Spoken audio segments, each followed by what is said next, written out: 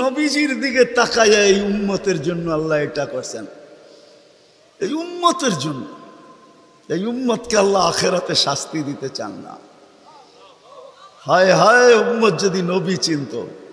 আয়সা পড়ছি অবেলা, তো হাতে সময়ও নাই, আর হইল ওয়াজ মাহফিল, অন্য কিছু হইলে হয়তো ওইদিকে চলে যেতাম। নবীজি শুনানের সময় আমার কাছে এখন নাই। যে উম্মত নবী চিনে না, নবীর কারণেই আমরা পাইছি। এই উম্মতকে শাস্তি আল্লাহ আখেরাতে ইনশাআল্লাহ দিবে না। হ্যাঁ হ্যাঁ, দেয় তো দেয় কি কইরা, যার উপরে তিনবার কুদরতি হাত লাগছে। কয়বার? সৃষ্টি লগ্নে একবার, বাছাই পর্বে একবার। আমরা বাছাইকৃত উম্মত। হুয়াজতাবাকুম জাহিদ, শুধু শুধু বলেন নাই, জাহিদু ফিল্লাহি হাক্কা জিহাদি। উম্মতে মুহাম্মাদি, আমাকে পাওয়ার জন্য যতটুকু শক্তি আছে সব লাগায় দে না। তোমাদের সেজদার জায়গা দিয়া নূর ফুটা বাহির হবে, নামাজ আর উজুর জায়গা দিয়া নূর ফুটা বাহির হবে, আর কারো বাহির হবে না, তোমাদের বাহির হবে। কেমন নূর? ইয়াসা বাইনা আইদিহিম ওয়া বিআইমানিহিম। নূর সামনে ঘুরতে থাকবে, ডাইনে ঘুরতে থাকবে, বামে ঘুরতে থাকবে, পিছে ঘুরতে থাকবে।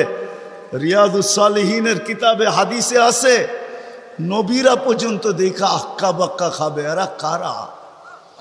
উম্মত তো খাবে, খাবেই।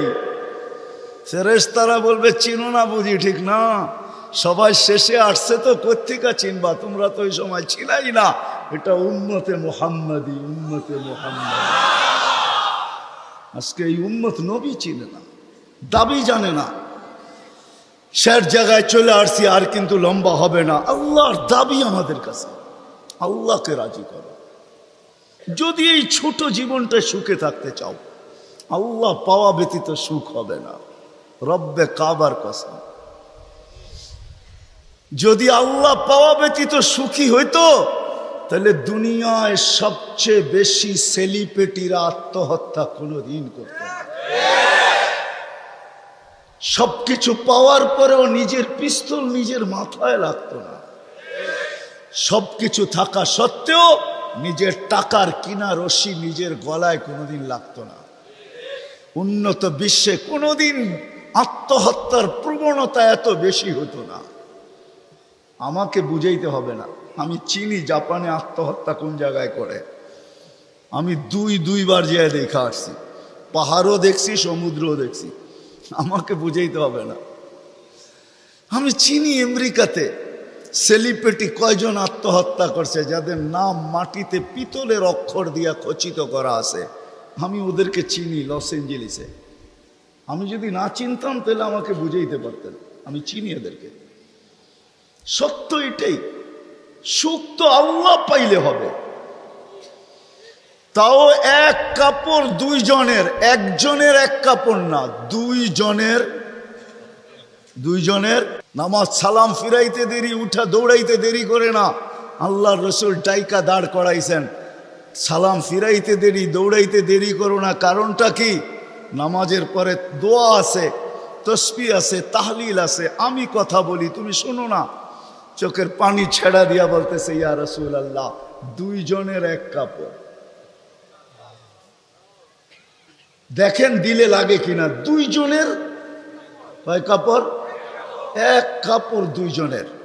আপনি সালাম ফিরান, আমি ছুটা চলে যাই আউয়াল ওয়াক্তে নামাজ পড়ানোর জন্য। খুলা দেই, নামাজ পড়ে ওই ঘরের সুখ দেখাইতেছি। সুখ, স্ত্রী স্বামীর গাল ধরা চিমটি কেটে বলতেছে আমি জান্নাতি। বলছে তুমি কি করে জান্নাতি? বলছে কেন? সবরের জীবন চলতেছে, সবরের বদলা জান্নাত। কোনদিন তোমার কাছে চাহিদা তো দূরের কথা, নিজের মনের কাছেও করি নাই। অভিযোগ তো তোমার কাছে দূরের কথা, অন্যের কাছে দূরের কথা। মনে মনেও কোনোদিন অভিযোগ করি নাই যে আরেকটা কাপড় আনে না কেন।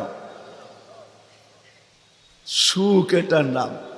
স্বামীর চেহারাটা একটু মলিন হয়ে গেছে, তো স্ত্রী আবার চিমটি কেটে বলতেছে চেহারা মলিন কেন? তুমি জান্নাতে চলে যাবে। আমি তুমি কি আমার মতো স্ত্রী পেয়ে শুকরিয়া আদায় করো না? তো হাসতেছে, বলতেছে পাগলি, একবার ডেলি 100বার তাইলে শুকুরের বদলাও জান্নাত, দুজনে জান্নাতে যে ফুর্তি করবে।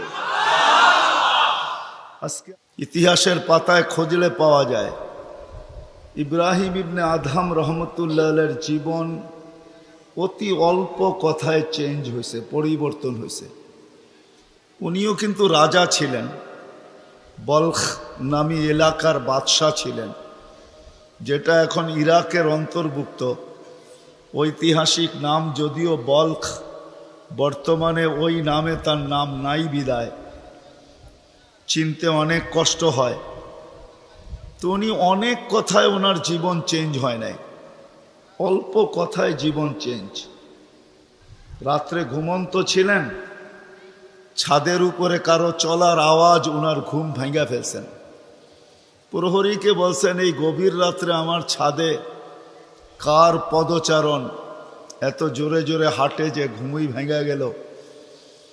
যা দেখে বাস্তবিকই কেউ হাঁটতেছে, ধরা নিয়ে আসছে, ডাইকা নিয়ে।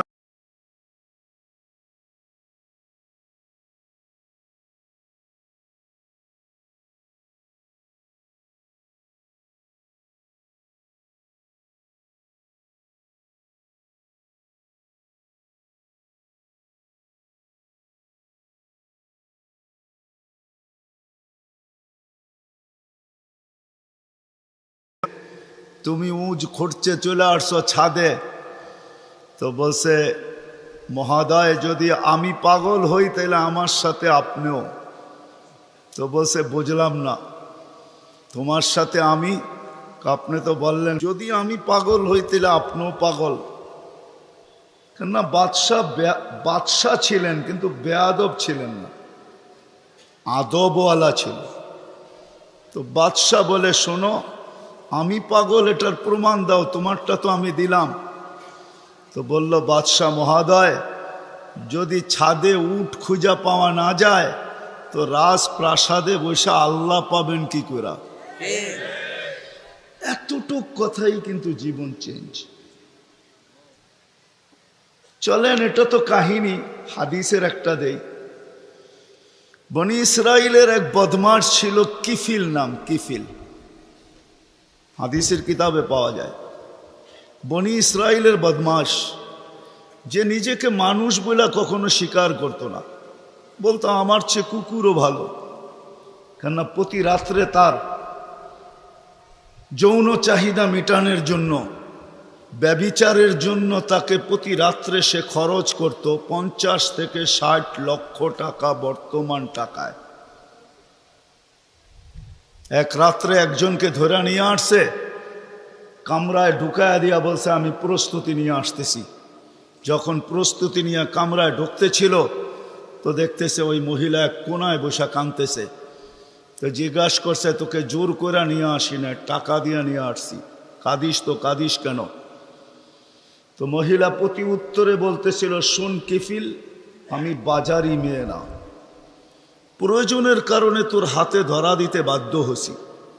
প্রয়োজন যদি এরকম না আসতো তো আমি কোনোদিন তোর হাতে ধরা দিতাম না, আমি তো বাজারি মেয়ে না। বলছে, তাইলে কাঁদিস কেন? বলে, বলতেছি তোকে কেন কাঁদি, শুনবি কেন কাঁদি? বলে, বল কেন কাঁদিস? বলে, কাঁদতেছি এই জন্য যে এই চেহারাটা কালকে আল্লাহকে কি করে দেখাবো। বোঝেন নাই মনে হয়? বুঝলে দিল ফেরা যাওয়ার কথা। আজকে তো আমরা হাজারো গুনাহ করে কোনোদিন ভাবি না যে এই চেহারাটা আল্লাহকে কি করে দেখাবো।